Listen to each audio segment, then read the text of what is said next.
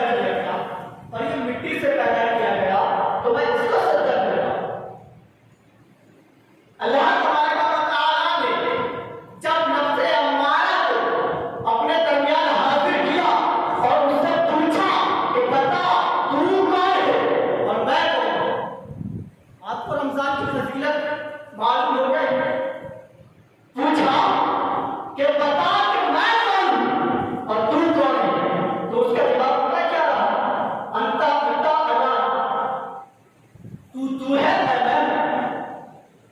अल्लाह तबारक व तआला ने उसको 300 साल के लिए जहन्नम में डाल दिया।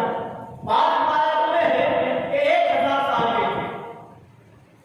उसके बाद फिर अल्लाह तबारक व तआला की बारगाह में हाजिर किया।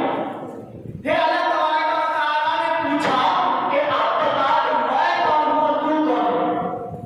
फिर भी उसका जवाब यही हुआ, अला अला अल्लाह तू है मैं। फिर अल्लाह तबारक व तआला ने उसे 300 साल के लिए जहन्नम में डाला।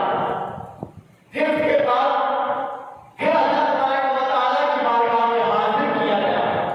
फिर अल्लाह तबारक व तआला ने वही सवाल किया कि बता कि मैं कौन हूं और तू कौन है। उसका सवाल फिर भी यही रहा, जवाब अला अला अल्लाह तू है मैं। फरिश्तों ने कहा कि इसके साथ क्या किया गया।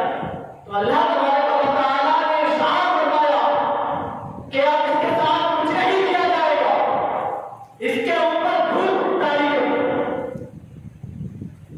प्यास तारी करो, यानी इसके ऊपर भूख और प्यास डाल दो, इनका बोझ डाल दो, इबादतों का बोझ डाल दो। जब उसके ऊपर भूख प्यास और इबादत का बोझ डाला गया, उसके बाद फिर अल्लाह की बारगाह में हाजिर किया गया। तो अल्लाह तबारक व तआला ने पूछा कि बता कि तू कौन है और मैं कौन हूं। तब उसने कहा रब्बी अल्लाह तू मेरा रब और मैं तेरा बंदा हूं। तो इससे मालूम ये हुआ कि अल्लाह तबारक व तआला ने रमजान को हमारे लिए इस महीने को पैदा किया ताकि हम अपने नफ्स पर कंट्रोल कर सकें। अगर हमें अपने नफ्स पर हावी होना हो तो रोजा रखना पड़ेगा, इबादत करना पड़ेगा। अल्लाह तबारक व तआला से मेरी दुआ है कि हमें रोजा रखने की तौफीक अता फरमाए और इबादत करने की तौफीक अता फरमाए। अलबत्ता अलबत्ता माह रमज़ान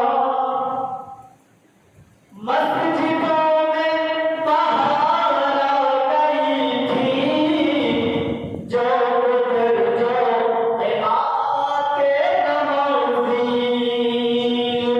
के मस्जिदों में बहार आ गई थी, जो उधर जो आते नमाज़ी हो गया तब नमाज़ों का जज्बा। अलबत्ता अलबत्ता माह रमज़ान अलबत्ता अलबत्ता माह रमज़ान।